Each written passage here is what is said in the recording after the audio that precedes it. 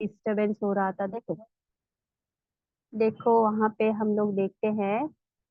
उम,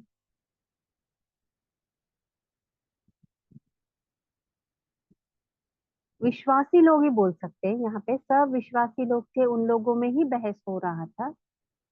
तो इसीलिए एक ध्यान रखना है, जब भी कहीं पर हम लोगों को ऐसे होता है, डिस्टरबेंस होने लगता है, मतलब चर्च में होने दो, हमारी ग्रुप में होने दो, कोई डिस्टरबेंस होता है तो हमको ध्यान रखना है कि वो शैतान का काम है, वो होते ही रहता है कहीं ना कहीं, कभी ना कभी डिस्टर्ब करते रहता है। तो इसीलिए हमको एक वचन जब दिया गया है तो उसको ध्यान रखना है, हमको जागरूक होना है, और हम उसके लिए लड़ना नहीं है। है ना, कोई भी बात होने दो, चर्च के वचन बोलता है चर्च के विरोध में चर्च उठेंगे, क्या बोलते हैं फिर, एक सेवक के विरोध में सेवक उठेगा, परिवार के विरोध में परिवार उठेगा, ऐसा सब वचन में दिया है। तो एक जागरूक हमें मिलती है कि ये होने वाला है, तो हम उसके लिए प्रार्थना करना है। जब हम पढ़े हैं तो उससे हमें दूर रहना है। जैसे कि अभी हो रहा है तो हमें ध्यान है, देखो अभी चर्च में लड़ाई होता है, ग्रुप जो है, ग्रुप में डिस्टरबेंस होता है, तो हमको जानना है अरे यहाँ पे कुछ हो रहा है डिस्टरबेंस, तो इसको सही करना है, डिस्टरबेंस को शांत करना है। ये जो भी लोगों के बीच में बातें हो रही है, हम लोगों के बीच में जो भी कुछ डिस्टर्ब हो रहा है, लड़ाई झगड़ा हो रहा है, तो हमें ध्यान रखना है कि अरे यहाँ पे ऐसे होगा बोलकर बाइबल कहा है, तो हम इसके लिए प्रार्थना करना है और उसको रोकना है। यहाँ पे ये लोग यही कर रहे थे, जब वहां पे डिस्टरबेंस शुरू हो गया, लोग बोलने लग गए कि आप लोग हमको ध्यान नहीं दे रहे हो। ऐसे बोलने से वहां पे उन्होंने क्या किया, उसका सोल्यूशन निकाला, उसका एक क्या सोल्यूशन है उसको उन्होंने देखा।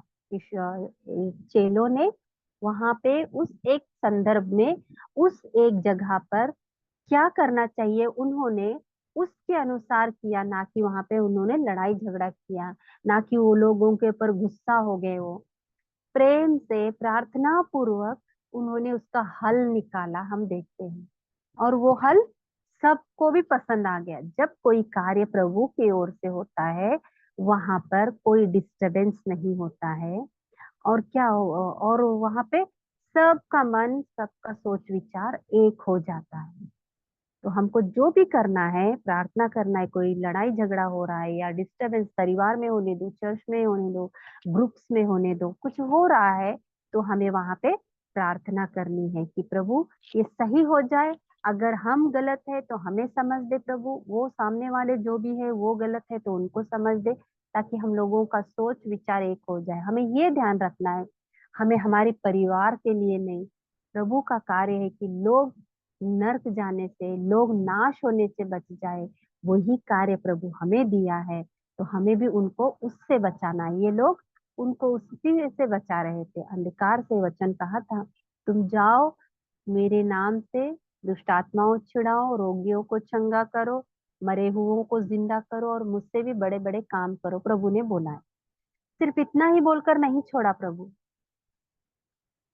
प्रभु ने क्या, पर यीशु मसीह ने क्या बोला है, इतना सब करो और उनको क्या बोलते हैं, बपतिस्मा दो, पिता पुत्र पवित्र आत्मा के नाम से बपतिस्मा दो, और उनको स्वर्ग राज के लिए तैयार करो बोला है। संसार में क्या हो रहा है अभी हम देख सकते हैं, सिर्फ चंगाई, जो भी वचन में लिखा है वो सब में कर रहे हैं, पर वहां पर हम लोग कितनी आत्माएं बच रही हैं ये हमको नहीं पता है। तो हमको इस बात के ऊपर ध्यान देना है कि शरीर को जैसे हम सुरक्षित या चंगा रखने के लिए देखते हैं, बीमारियों को चंगा होने के लिए देखते हैं, वैसे ही शरीर तो मिट्टी का है, एक ना एक दिन वो नाश हो ही जाएगा। तो हमें उनकी आत्मा की रक्षा के लिए भी प्रार्थना करनी है और कोशिश करनी है। ठीक है। उसके बाद वहां पे देखे हम लोग, वो लोग ऐसे ही किसी को भी नहीं चुना। अभी ग्रुप में बहुत सारे लोग जुड़े हैं, तो ऐसे चर्च में बहुत सारे लोग आ रहे हैं, तो किसी को भी कोई भी काम उन्होंने नहीं दिया। यहाँ पे देखते हैं वो लोग परखे जांचे देखे कि हमारे ग्रुप में कौन कौन व्यक्ति सही है बोलकर, क्या पवित्र आत्मा से भरे हुए हैं, बुद्धिमान है, शुद्ध और पवित्र है। और ये सब विषयों को उन्होंने देखकर उनको चुना, और वचन कहता है उनके ऊपर उन्होंने हाथ रख के और प्रार्थना किया। और जब उनके उनको भी तैयार किया तो वचन कहता है और वहां पे शिष्य बन गए, और यीशु मसीह का सुसमाचार परमेश्वर का वचन, उसका सुसमाचार और फैलने लग गया। इन सब में एक व्यक्ति का बहुत ही एक अद्भुत कार्यों को हम देखते हैं, सबसे ज्यादा परमेश्वर ने उसको इस्तेमाल किया इस ग्रुप में। यहाँ पे कब ये दूसरा जो ग्रुप चुना गया था, उस ग्रुप में से किसका है? 8वां वचन देखेंगे, स्तिफनुस की गिरफ्तारी। बेचारे को अभी अभी तो चुना गया था, अभी अभी तो वो सेवकाई के लिए खड़ा था, तुरंत उसकी क्या हो गई? गिरफ्तारी हो गई। स्तिफनुस अनुग्रह और सामर्थ से परिपूर्ण होकर लोगों में बड़े बड़े अद्भुत काम और चिन्ह दिखाया करता था। शुरुआत से ही प्रभु उसके ऊपर इतनी, प्रभु की दया और करुणा और उसका सामर्थ परमेश्वर का उसके ऊपर आया कि वो शुरुआत से ही अद्भुत कार्यों को करने लग गया, चमत्कारों को दिखाने लग गया, बीमारों को चंगा किया, क्या पता नहीं कितने कितने कुछ कार्य किए। आगे हम देखेंगे उसके विषय में कि उसने क्या क्या चमत्कारों को किया। शुरुआत से ही परमेश्वर ने उसको बहुत आयत से आशीष दी और बहुत आयत से उसको इस्तेमाल करते हुए देखते हैं। क्यों? क्योंकि जैसे ऊपर वचन कहा गया था, वो पवित्र था, बुद्धिमान था, शुद्ध था, प्रभु का भय मानने वाला था। और जब ये यीशु मसीह के चेलों ने इसे चुना, तो सही व्यक्ति को उन्होंने चुना। वहां पे हम देखते हैं कि उसमें ये सारे क्वालिटीज थे, और विश्वास योग्य भी था वो प्रभु के लिए, प्रभु की नजरों में। तो वचन आगे कहता है, देखिए, तब उस आराधनालय में से जो लिबर लिबर्तिनों की कहलाती थी, और कोरेनी और सिकंदरिया और किलिकिया और एशिया के लोगों में से कई एक उठकर स्तिफनुस से वाद विवाद करने लगे। ये जो स्तिफनुस था, एक व्यक्ति, यहूदी व्यक्ति था, जो अम, जैसे जैसे मिस्र देश से लोग निकल आए थे ना, तो वहां वहां पर बसने लग गए थे वो लोग। जिसको जहां पसंद आ गया वो लोग वहां वहां पर अपना अपना डेरा डालकर अपना अपना अपना घर बसा के वहां रह गए थे। वैसे ही ये भी व्यक्ति थे जो नेक्स्ट आगे चुना गया था, लास्ट यीशु मसीह के चेलों ने चुना था। वो लोग भी वहां वहां बसने वाले लोग थे, जो ये इजरायली मिस्र देश से निकल के बाहर आए हुए लोग थे। तो इनको भी प्रभु ने ऐसे ही छोड़ा नहीं, उनको भी प्रभु ने इस्तेमाल किया, क्योंकि उनके अंदर एक प्रभु का भय था। उनके अंदर भी परमेश्वर की एक योजना थी। तो प्रभु ने उनको भी वहां पे चुना। और वचन कहता है आराधनालय में से इतने सारे लोग जो थे,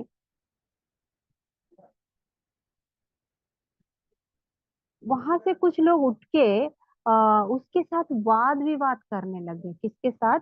स्टीफनुस के साथ। स्टीफनुस के साथ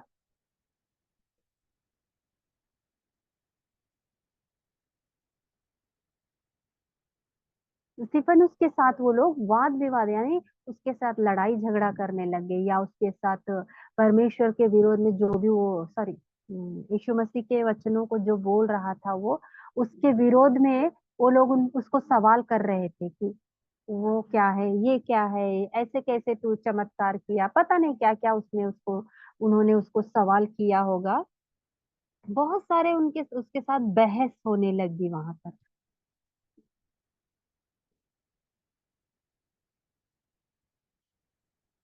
क्वेश्चन कितना पढ़े हम लोग? 8 9 ना?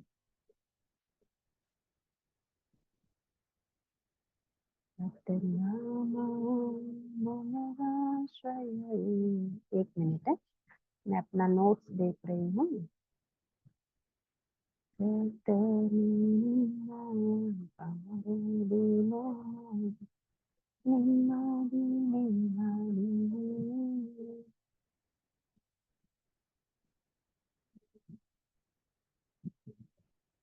हाँ, देखो, जब इसको इसने इस्तेमाल किया था, यीशु परमेश्वर ने, यहाँ पे मैं जब देख रही थी, तो उसको इतना वो अच्छा व्यक्ति था प्रभु की नजर में। तो परमेश्वर ने उसको सारे वरदानों से भरा, और वहां पे उसके जरिए इतने सारे अद्भुत कार्यों को किया ना। यहाँ पे जब वाद विवाद हो रहा था, स्टीफनुस से लोग विरोध कर रहे थे उसका, तो उस समय पे वचन आगे कहता है 10वां, परंतु उस ज्ञान और उस आत्मा का जिससे वह बातें करता था, वे सामान्य न कर सके। सॉरी,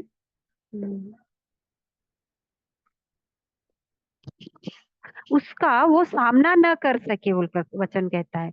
जो लोग उसका विरोध कर रहे थे, उसका उसको वाद विवाद कर रहे थे, या उसको सवाल कर रहे थे परमेश्वर के विषय में, जो भी वो वचन बोल रहा है उस वचन में उसका उसको पूछ रहे थे, तो परमेश्वर का वचन कहता है वो बुद्धि से परिपूर्ण था पहले से ही, और अनुग्रह और सामर्थ्य से परिपूर्ण था। परमेश्वर का अनुग्रह और सामर्थ्य उसके ऊपर इतना था। तो जब वो लोग उसको विरोध करने लगे, उसके साथ वाद विवाद करने लगे, उसको बहुत सारे सवाल पूछने लगे, तो वचन कहता है उसके ज्ञान के सामने, जो परमेश्वर का ज्ञान उसमें था, उस ज्ञान के सामने वो टिके नहीं रहे बोलकर वचन कहता है। उसका सामना नहीं कर सके, मतलब उसके बातों का, उसके जवाबों का, जो सवाल ये कर रहा था उसका जवाब देने के लिए, जब उसके जवाब को वो लोग सुन रहे थे, तो ये खुद हैरान रह गए थे। उतना इन लोगों को उतना परमेश्वर ने स्टीफनुस को समझ और ज्ञान की आत्मा दी थी।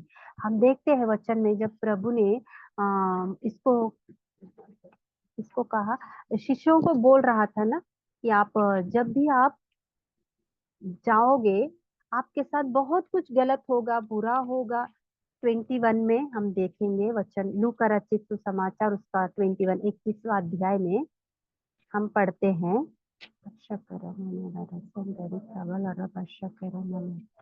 Sandari Kibaraha Nala Rasa Kare Basha Kariban.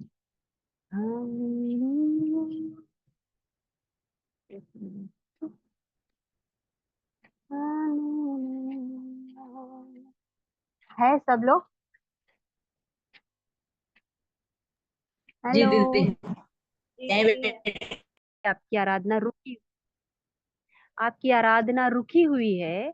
तो वहां पे देखिए, आजू बाजू के लोग पूछते हैं, अरे यहाँ तो रोज आराधना होती थी, क्यों यहाँ पे आराधना नहीं हो रही है, क्यों यहाँ पे सभा कलीसिया नहीं जुड़ पा रही है, तो वहां पे क्या हो गया? अरे नहीं, इन लोगों को आराधना करने के लिए मना किया है। क्या हो रहा है? वहां पे यीशु मसीह का प्रचार हो रहा है। क्यों बंद हो गया? क्योंकि ये प्रार्थना करते थे, क्योंकि ये बाइबल पढ़ते थे, ये हर संडे मिलते थे, इसीलिए इनको बंद कर दिया गया है। यहाँ पे वचन बोलता है कि तुम उसकी गवाही ठहरोगे, उसका एक अवसर मिलेगा। और वचन कहता है परंतु यह तुम्हारे लिए गवाही देने का एक अवसर हो जाएगा। इसलिए अपने अपने मन में ठान रखो कि हम पहले से उत्तर देने की चिंता न करें। वचन बोलता है कुछ भी तुमको वहां पर होगा तो उसके लिए क्या उत्तर दे, क्या करे हम, उसके लिए तुम चिंता मत करो। ये तो प्रभु का कार्य है, क्योंकि मैं तुम्हें ऐसा बुद्धि सॉरी बल बोल और बुद्धि दूंगा कि तुम्हारे सब विरोधी सामना या अ, खंडन न कर सकेंगे। तुम्हारे माता पिता हूँ। यहाँ पे यीशु मसीह स्पष्टता से अपने चेलों को बोल रहा है, ऐसा तुम्हारे साथ होगा तो तुम उसकी चिंता मत करो कि मैं क्या हम लोग क्या करें, कैसे इनको बात करें या क्या करें बोलकर। तो हमको अभी, हाँ, हम लोग चिंता करेंगे, उससे अच्छा है कि ये वचन है, इस उनके लिए हम प्रार्थना करेंगे कि प्रभु यीशु मसीह, तूने कहा तुम्हें पकड़ेंगे सभाओं में, राजाओं के सामने, अधिकारियों के सामने, हकीमों के सामने तुम्हें लेके जाके खड़ा करेंगे, और तुम मेरे गवाह ठहरोगे वहां पर। और वचन कहता है इसलिए अपने अपने मन में ठान रखो हिम्मत रखो प्रभु, तूने कहा अपने अपने मन में इस बात को जान लो, हिम्मत रखो कि मैं तुम्हारे साथ हूँ। तूने कहा प्रभु, तू उन लोगों के साथ रहे प्रभु जिनके ऊपर अत्याचार हो रहे हैं। तू उनके साथ रहे प्रभु जो आज उनको पकड़ कर डाला गया है। बहुत सारे लोग होंगे, हम नहीं जानते, दुनिया में बहुत सारे लोगों को पकड़ा गया होगा, जेल में होंगे, प्रार्थना रुक रही होगी। वचन कहता है प्रभु, तेरा वचन तूने कहा प्रभु, हम पहले से ही उत्तर देने की चिंता न करें। तूने कहा प्रभु उस समय क्या उत्तर दे उसकी चिंता तुम ना करो प्रभु, उनके लिए तू उनके मन में कार्य कर। हम देखते हैं जब पतरस यूहन्ना को पकड़ा गया था, उस समय पे भी उनको सवाल कर रहे थे, तुम कैसे, किसका प्रचार कर रहे हो, कैसे तुम लोगों ने उसको चंगा किया। तो वचन कहता है पवित्र आत्मा उनके ऊपर उतरी और सामर्थ आया, और उन्होंने बोलने का सामर्थ उनको पाया। और जब वो बोल रहे थे सामने वालों का मुंह बंद हो गया। उसी रीति से हमें प्रार्थना करना है इन वचनों को रख के कि प्रभु तूने ऐसे कहा, जो आत्मा वहां पर उतरी वो आत्मा आज उनके ऊपर भी उतार प्रभु, ताकि वो सही उत्तर दे सके प्रभु, सही कार्य कर सके। वचन कहता है वहां के सब लोग विरोध में थे, तो ये एक व्यक्ति वहां पे खड़ा हो गया पतरस यूहन्ना को बचाने के लिए। उसने बोला इनको मत पकड़ो, ये सच में प्रभु के सच्चे भक्त है, परमेश्वर की आत्मा इनके ऊपर है, तुम इनको छोड़ दो, अगर इनको पकड़ोगे तो परेशानी हमको ही होगी बोलकर। वैसे किसी ना किसी को प्रभु वहीं से ही उठाएगा जो हमारे पक्ष में बोलने वाला होगा। हमको वो वचनों को रख के हमको प्रार्थना करनी है, उन वचनों को बोलकर प्रार्थना करनी है, प्रभु तूने मदद की थी, आज इनकी भी मदद कर प्रभु, हालेलुया। इनको भी उत्तर दे प्रभु, इनको भी बल दे, सामर दे, ताकि ये सही उत्तर दे सके प्रभु। डर के बैठने से, डर के मोबाइल बंद करने से, डर के हम लोग बाकी के काम करने से फायदा नहीं है। हमको प्रार्थना करनी है, जो जो काम करना है उसको कंटिन्यू हमको चलाते हुए रहना है, क्योंकि मैं तुम्हें ऐसा बल और ऐसी बुद्धि दूंगा कि तुम्हारे किसी के सामने भी खड़े हो, मैं तुम्हें बल और बुद्धि दूंगा कि तुम उनको सही उत्तर दे सको बोलकर। यहाँ पे स्टीफनुस के साथ भी वही हो रहा है। प्रभु ने उसको खड़ा किया वहां, सॉरी, लोगों ने उसको खड़ा किया वहां पे, पकड़ा उसको। तो प्रभु के वचनों के अनुसार उसके अंदर वो सामर्थ, वो बल, वो करुणा, वो एक परिपूर्णता परमेश्वर की उसके ऊपर आई। और वहां पे उन लोगों को जवाब देने के लिए वो सामर्थी हो गया। और वचन कहता है उसके जो आंसर थे उसके सामने उनको सवाल करने के लिए भी सूझ नहीं रहा था, ऐसे उनके मुंह सब बंद हो गए। तो हमारा परमेश्वर उतना सामर्थी है और आज भी वो कार्य कर सकता है। आज भी हम लोग ये वचनों को रख के अगर प्रार्थना करेंगे सच्चाई के साथ, पूरे मन के साथ, पूरे भार के साथ, तो जरूर होगा। देखो अभी मैं एक हफ्ते से बीमार हो गई, जो परिस्थिति मेरी हो गई थी वो मैं जानती हूँ। अभी मैं सवेरे में भैया के साथ बात कर रही थी, स्टिकेशन भैया, वो बोल रहे थे मुझे सर्दी हो गई, बहुत तकलीफ। तो वो अनुभव मुझे भी है कि हाँ मुझे हो गया था, कितनी तकलीफ हो रही है मेरे को बोलकर मुझे पता है। तो उनका दर्द मैं समझ सकती हूँ कि सर्दी, जुकाम, जुकाम बोल, हाँ जुकाम बुखार जो भी फीवर वगैरह होगा तो कितनी तकलीफ होगी, सांस लेने में कितनी तकलीफ होगी, मैं जानती हूँ, क्योंकि उस एक स्थान से मैं भी गुजरी हूँ। तो मैं, मेरे को वो दर्द पता है, तो मैं प्रार्थना कर सकती हूँ कि प्रभु जो मैंने अनुभव किया, जो दर्द मैंने सहा, वो भैया भी सह रहे हैं, वैसे हमको वो दर्द होना जरूरी है। आज वो लोग प्रार्थना नहीं कर रहे हैं, आज वो लोग जेल में हैं, और वो लोग कैसे परिस्थिति में है हम नहीं जानते, उनकी परिस्थिति क्या है हम नहीं जानते। तो वो दर्द हमको होना है कि प्रभु उनको बचाने के लिए, वो दर्द की एक क्या बोलते हैं, एक भार की प्रार्थना अगर हम में होगी तो प्रभु जरूर वहां पे कार्य करेंगे। कोई गवर्नमेंट का रूल्स नहीं है कि ऐसा पकड़े, या गवर्नमेंट का ये रूल्स नहीं है कि कोई भी अपने धर्म का प्रचार ना करे बोलते। फिर भी ये किसका काम है, शैतान का काम है, जो गवर्नमेंट को भी नहीं सुनता है। पर हमारा परमेश्वर यीशु मसीह बोला है कि गवर्नमेंट का भी तुम सुनो, जो देश में तुम रहते हो उस देश के अधिकारी तुम्हें क्या आज्ञा देते हैं उसका तुम पालन करो बोलकर वचन कहता है। वो लोग खुद नहीं करते क्योंकि वो लोग सच्चाई को नहीं जानते, क्योंकि वो लोग शैतान के अधीन है। इस संसार का अधिपति उनकी आंखों को बंद किया है। उनकी मूर्खता, उनकी क्या बोलती है, उनको बुद्धि न होने के कारण वो ऐसी गलतियां करते हैं। गवर्नमेंट का भी वो नहीं सुनते। जिस देश में वो रहते, हम हिंदुस्तानी, हम भारतीय, हम हिंदुत्व, वो ये बहुत कुछ बोलते हैं, पर उनका क्या बोलता है उनको ही नहीं पता है, उसका ही वो फॉलो नहीं करते हैं। पर प्रभु का धन्यवाद हो, मसीही लोगों में वो स्वभाव नहीं है। जहां पर भी है ईमानदारी से रहेंगे, जहां पर भी है सच्चाई के साथ रहेंगे और सच बोलेंगे, और वहां के अधिकारियों का जो भी गवर्नमेंट रूल्स है उसका पालन करेंगे। क्यों? क्योंकि हमको बाइबल सिखाता है कि हमें ऐसे रहना चाहिए बोलकर। इसीलिए हमको प्रार्थना करनी है कि प्रभु तू कार्य कर, उनको बाहर निकाल, हमारी आराधना चले। जहां जहां भी प्रार्थना है, जहां जहां भी लोगों के ऊपर अत्याचार हो रहे हैं, जहां जहां भी मसीहों के ऊपर रुकावटें हो रही हैं प्रभु, वहां पे तू कार्य कर प्रभु। तेरी दया तेरी करुणा वहां पे आने दे। जैसे स्तिफनुस पे आई, जैसे पतरस पे आई, जैसे यूहन्ना पर आई, जैसे पौलुस पर आई प्रभु, वैसी आत्मा, वैसी एक सहायता, मदद तू इनके जीवन में कार्य का कर प्रभु। कब होगा? जब हमको भार होगा, जब हमको वो तड़प होगी। सिर्फ हम बोलने से नहीं, हमको रियल में वो अनुभव होना चाहिए कि हाँ ये मेरे ही परिवार का है, मेरे ही, मेरा ही है, क्योंकि वचन बोलता है हम उसके अंग हैं। जब एक अंग को चोट लगती है तो दूसरे को भी दर्द होती है। वो दर्द हमारे अंदर होगी, तो हम जब पूरे मन से प्रार्थना करेंगे तो उत्तर हमें जरूर मिलेगा। हाँ। हालेलुया। वचन आगे क्या कहता है? प्रेरितों के काम 6 अध्याय का 12वां वचन। हालेलुया। 11वां वचन। इस पर उन्होंने कई लोगों को उभारा जो कहने लगे, हमें इसने हमने इसको मूसा और परमेश्वर के विरोध में निंदा की बातें कहते सुना है। झूठ बोलने लगे बोलकर वचन कहता है।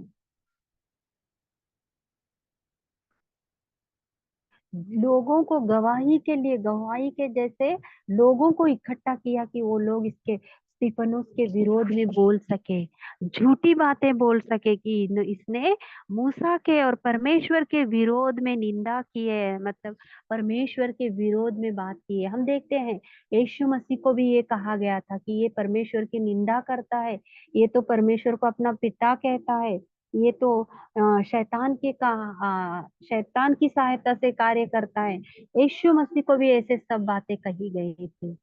उसको भी बहुत कुछ रीति से फंसाने की सोचे, पर परमेश्वर की आत्मा उसके ऊपर, यीशु मसीह पर थी।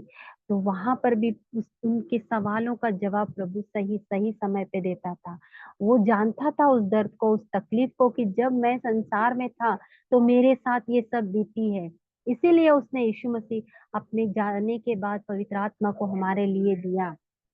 और हम देखते हैं यहाँ पर इन लोगों के दर्द को भी हम इब्रानियों में पढ़ते हैं ना। यीशु मसीह बोलता है कि मैं उन सब दर्द से सहन किया हूँ, मैं जानता हूँ, इसीलिए मैं तुम्हारी मदद करने के लिए तत्पर हूँ, हमेशा तैयार हूँ मैं तुम्हारे लिए, तुम्हारी सहायता के लिए। किस विषय में हमको सहायता मदद चाहिए? सिर्फ बाइबल के विषय में, जैसे प्रचार करने वालों के ऊपर अत्याचार हो रहे हैं यार, उनको तकलीफ हो रही है, उसके लिए ही नहीं कहा गया, हर एक विषय में हमें जहां भी प्रभु की मदद चाहिए, जहां भी हमें लगता है कि हम नहीं कर सकते, जहां भी लगता है कि हम निस्सहायक है, जहां भी लगता है हम इस परिस्थिति से हम नहीं उठ सकते, वहां पर हम अगर प्रार्थना करेंगे, अगर हम बोलेंगे प्रभु को, तो प्रभु सब बातों का एक दर्द, एक महसूस, एक दर्द का अनुभव उसे है, तो हमें हर परिस्थिति से बाहर निकालने का सामर्थ्य उसमें है।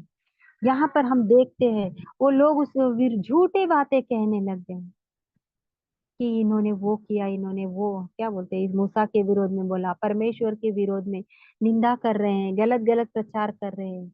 आज हमारे सेवक लोगों के साथ भी वही हो रहा है। आज जो हमारे सेवक लोग, या हमारे चर्चेस बंद हो रहे हैं, या हमारे परिवार में बोल सकते हैं, पर परिवार में भी बोलते हैं, ये प्रार्थना करते हैं, ये वो करते हैं, ये पता नहीं क्या क्या। मैं वो एक लड़की के विषय में बताती हूँ ना हमेशा, तो उसको उसको क्या बोला, उसको बोला, बोलते जोगन बनी है, ये यीशु मसीह की जोगन आई है बोलकर ऐसे बोल बोलकर उसको सता रहे हैं। वो बोल रही थी, दीदी मेरे को ऐसे ऐसे बोलते हैं, मेरे चाचा लोग इतना बुरे बुरे लफ्ज मुझे यूज करते हैं, ऐसी है वो करती है ये करती है। कोई बात नहीं, मैं बोली उनको कोई बात नहीं। वचन ही बोलता है, धन्य हो तुम जब मेरे कारण सताए जाते हो। यीशु मसीह वही बोला है, आप प्रार्थना करो, क्षमा करो, वो नहीं जानते। उनके लिए प्रार्थना करो, उनके लिए उनको क्षमा मांगो प्रभु से कि प्रभु उन्हें क्षमा करे, क्योंकि वो नहीं जानते वो क्या बोल रहे हैं हमसे। तुम प्रार्थना करो बस, वचन तो कहता है तुम धन्य हो। हाँ दीदी, मुझे भी यही वचन आया था। तो आज हमें भी हमारे परिवार में बोलते होंगे, हमारे रिश्तेदार बोलते होंगे, पड़ोसी बोलते होंगे हम लोगों के लिए, कोई भी कुछ भी बोलता होगा हमारे लिए कि ये प्रार्थना करते हैं, यीशु मसीह को छोड़ दिए हैं। अगर कोई मुसीबत आएगा तो ये भी बोलते हैं कि इन्होंने हमारा धर्म छोड़कर यीशु मसीह के पीछे चले हैं, तो इसीलिए ये बीमारी आ गई, या ये मुसीबत आ गया, ये कष्ट आ गया। कोई बात नहीं, हमको उन बातों पे ध्यान नहीं देना है। हमने अनंत जीवन को पाया है, हमने यीशु मसीह को पाया है, वही हमारे लिए काफी है। वचन कहता है, जब उनको पकड़वाया गया था, उनके विरोध में झूठे झूठे बातें बोलकर लोगों को इकट्ठा करके गवाही के तौर पे लाके उनके सामने खड़ा कर दिया। और 12 वचन कहता है, और लोगों और प्राचीनों और शास्त्रियों को भड़का कर चढ़ आए और उससे पकड़कर महासभा में ले आए। और वो इतने सब लोगों को जमा करके स्टीफन उसको पकड़ के लेके आए महासभा में, चर्च में उसको अधिकारियों के सामने, राजा के सामने लाके खड़ा कर दिए पकड़कर। और 13 वचन कहता है, और झूठे गवाह खड़े किए। उन्होंने कहा, यह मनुष्य इस पवित्र स्थान और व्यवस्था के विरोध में बोलना नहीं छोड़ता। ये लोग बोल रहे हैं कि उसको पकड़ के लाकर अधिकारी के सामने झूठी बातें बोल रहे हैं कि ये पवित्र शास्त्र के विरोध में बोल रहे हैं। कितना ध्यान दे के पढ़े हैं देखो पवित्र शास्त्र को। हाँ हाँ, हम लोग भी देखते हैं ना, हम लोग भी बाइबल पढ़े हैं, हम लोग भी गलत होते हैं। यहाँ पे देखो ये लोग भी इतना धर्मशास्त्र पढ़ा है, यशाया में लिखा है, मलाकी में लिखा है, बहुत नए नियम से लेके पुराने नियम तक भी हम देखते हैं। उतना स्पष्टता से वहां नहीं लिखा है, पर यशाया की पुस्तक में पूरी रीति से स्पष्टता से लिखा है कि एक कुंवारी से जन्म लेगा, उसके ऊपर ऐसे सब अत्याचार होंगे, उसको क्रूस पे चढ़ाया जाएगा, उसके किलों से टुकवाया जाएगा, उसको लोगों के सामने मारा जाएगा, उसको खींचा, बहुत जो कुछ भी बीता है वो सब यशायाह की पुस्तक में लिखा है।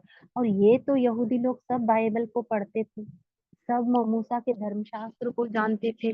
और देखते हैं ये लोग पवित्र शास्त्र को इतनी बारीकी से पढ़कर उसके अनुसार जीवन बिताते थे, उतना जीवन बिताते थे, फिर भी वो लोग यीशु मसीह को परमेश्वर का पुत्र या हमारा उद्धार करता बोलकर वो ग्रहण नहीं किए। हम लोग भी ऐसे हैं, हम विश्वासी होकर भी कहीं ना कहीं हम गलत करते हैं। हमें ध्यान देना है, हमें जागरूक रहना है, वचन से, वचन के अनुसार हमें जीना है। प्रभु का धन्यवाद हो कि हम पुराने नियम के समय पे नहीं थे, नए नियम में प्रभु ने हमें, अगर वहां होते तो शायद हम लोग भी इनमें से ही कोई हो जाते थे। हाँ, अभी अभी कहीं ना कहीं रहते हैं गलत में। यहाँ पे ये सब हो रहा था, तो देखते हैं 14 वचन, क्योंकि हमने उसे यह कहते सुना सुना है कि यही यीशु नाजरी इस जगत को ढा देगा और उन उन रीतियों को बदल डालेगा जो मूसा ने हमें सौंपी है। वो यहाँ तक बोल रहे हैं कि ये बोलता है कि मैं ही यीशु नाजरी हूँ, जो मंदिर को ढा कर गिराऊंगा। यीशु मसीह ने कहा था ना, यहाँ पे हिंदी में ऐसे लिखा है, या शायद मुझे सही पढ़ने नहीं आ रहा होगा, क्योंकि हमने उसे यह कहते सुना है कि यही यीशु मसीह इस जगत को ढा देगा। यहाँ पे ऐसे लिखा है ना, यही मतलब स्टीफनुस बोल रहा है कि मैं ही यीशु मसीह हूँ बोलकर। तो मेरी बाइबल में जब मैं पढ़ रही थी वहां पे ऐसे लिखा है कि स्टीफनुस बोल रहा है, जो यीशु मसीह जो नाजरी था, जिसने बोला था कि 3 दिन में मैं मंदिर को गिरा कर खड़ा करूंगा बोलकर उसका ही ये प्रचार कर रहा है, उसके ही नाम से ये प्रचार कर रहा है बोलकर वहां पे ऐसे लिखा था। ठीक है, तो शायद उसका हिंदी का वही एक ही अर्थ होगा। तो वहां पे लिखा है, तो यीशु मसीह ने किस मंदिर के विषय में कहा था, ये तो उन्होंने नहीं जाना। वचन स्पष्टता से कहता है यीशु मसीह अपने देह के विषय में कह रहा था, अपने मृत्यु के विषय में और उसके पुनरुत्थान के विषय में वो कह रहा था, क्योंकि माँ उसको मारने के बाद, गाड़ने के बाद 3 दिन के बाद फिर से वो जी उठा। उस सभा के बारे में प्रभु बोल रहा था, पर ये लोग कुछ और, जैसे यरूशलेम गिरा कर बांधूंगा बोलकर ये बोल रहा है बोलकर ये लोग गलत रीति से उसको प्रचार किया और गलत रीति से लोगों के सामने रखा। यहाँ पर भी वो वही कर रहे हैं। और आगे देखते हैं, मूसा के सारे धर्मशास्त्र के आज्ञाओं को बदल रहा है ये, उसके विरोध में कार्य कर रहा है। जो भी मूसा बोला है, जो भी मूसा को परमेश्वर ने आज्ञाएं दी है, उस सब को गलत ठहरा रहा है ये बोलकर उसको बोल रहे हैं। आगे देखिए, इतना सब कुछ हो गया। 15 वचन कहता है तब सब लोगों ने जो सभा में बैठे थे उस पर दृष्टि गड़ाई, तो उसका मुख स्वर्गदूत का सा देखा।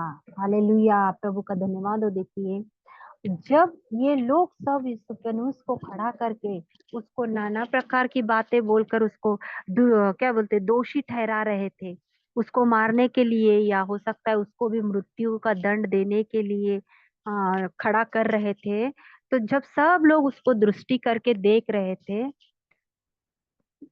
सब लोग उसके ओर ही ताक रहे थे, उसको ही, स्तिफनुस को, जितने भी मंदिर में, जितने भी वहां सभा में इकट्ठा हो गए थे, सब के सब जब उसको देख रहे थे, वचन कहता है उसका चेहरा स्वर्गदूत के समान नजर आ रहा था उन लोगों को। परमेश्वर ऐसा कार्य करता है अपने बच्चों के ऊपर, जो सही में, सच में परिपूर्ण, पवित्र और शुद्ध रहते हैं। और क्या बोलते हैं, जैसे वचन में हम लोगों ने पढ़ा था, पवित्र और बुद्धिमान और परिपूर्ण रहते हैं प्रभु के वचन में, उन लोगों पर प्रभु की आत्मा ऐसे उतरती है। उन लोगों में हम बोल सकते हैं कुछ कुछ लोग ऐसे हैं, बहुत कुछ करते हैं, फिर भी उनके जीवन में प्रार्थना करने से हर एक विषय उनके जीवन में कार्य होता है, आशीष मिलती है उनको, उनकी जरूरत पूरी होती है, उनकी प्रार्थना का उत्तर मिलता है। ये वो उन लोगों को, जो ऐसा अगर सवाल आता है, तो मैंने एक अनुभव ये किया है कि जो ये सब होते हैं, समझो बुरा मसीही है, क्रिश्चियंस लोग है, प्रार्थना करते हैं, बहुत कुछ बुराइयां भी उनमें हैं, तो जब वो प्रार्थना करते हैं, बीमार है तो वो चंगे हो जाते हैं, उनकी जरूरत है तो उनकी जरूरत पूरी समय पे होती है। हम लोगों के ऊपर कोई बोलता है ना, हम लोग बहुत दिन से प्रार्थना कर रहे हैं पर उत्तर नहीं आ रहा है, इतना हम बाइबल पढ़ते हैं और जैसे वचन बोलता है हम वैसे ही है, झूठ नहीं बोलते हैं, हम चोरी नहीं करते हैं, हम गाली नहीं देते हैं, हम किसी की निंदा नहीं करते हैं, हम बहुत कुछ प्रार्थना बाइबल के आज्ञाओं का पालन करते हैं, पर क्यों हमारे जीवन में कभी कोई समस्या बहुत ज्यादा आती है या बार बार आती है, ऐसे अगर हम बोलते हैं, तो वचन हमको, मेरे अनुभव, मेरा एक क्या बोलते हैं अनुभव, या मुझे जो ज्ञान समझ प्रभु ने दी है उसके अनुसार, देखिए, वो लोग सिर्फ शारीरिक तौर पे संसार के रीति से जी रहे हैं, हम संसार और आत्मिक तौर पे जी रहे हैं। हमको संसार से बढ़कर हमें आत्मिक जीवन या परमेश्वर के राज्य के लिए जाना, हमको वो भाता है, हम वो जीवन जीते हैं, इसीलिए हमको वहां जाना है, प्रभु के साथ रहना है, परमेश्वर के साथ रहना है, उसकी आराधना करना है, उसके सिंहासन के सामने खड़े रहना है। तो हम लोग उसकी आज्ञाओं का पालन करेंगे। जब हम उसकी आज्ञाओं का पालन करेंगे, जब हम प्रार्थना करेंगे, तो शैतान अपना कार्य करेगा। यहाँ पे ये लोग वही थे, प्रभु की आज्ञाओं का पूरी रीति से पालन कर रहे थे, तो उनकी जो जरूरत संसार की थी, खाना पीना पहनना, वो सब पूरी हो रही थी, पर उनको दूसरे भी परेशानियां आ रही थी। तो वहां पे हम देखते हैं, उसके अंदर खुद प्रभु उनके मध्य में उतर आता था, खुद उनके ऊपर परमेश्वर की आत्मा उतर आती थी। वैसे क्योंकि वो लोग प्रभु की आज्ञा पूरी रीति से मानने वाले लोग थे। जब हम लोग ऐसे होते हैं तो हमारे ऊपर ऐसी समस्या आती है, तो वही कार्य प्रभु जो हम उनके साथ किया है वो हमारे साथ भी करेगा। हमें तो यहाँ भी सुरक्षित रखेगा और हमें वहां भी संभाले रखेगा। हालेलुया। भजन प्रभु का धन्यवाद हो। अ, इन वचनों से प्रभु हमको आशीष करे। सोचती हूँ वचन कुछ बातें की होगी आपसे, बल सामर्थ अनुग्रह प्रभु ने दिया होगा इन वचनों से। आज तो हम लोग प्रेरितों के काम छठा अध्याय को खत्म किया। कल हम सातवां अध्याय देखेंगे, पढ़ेंगे, पढ़ के आएंगे, तो हमको भी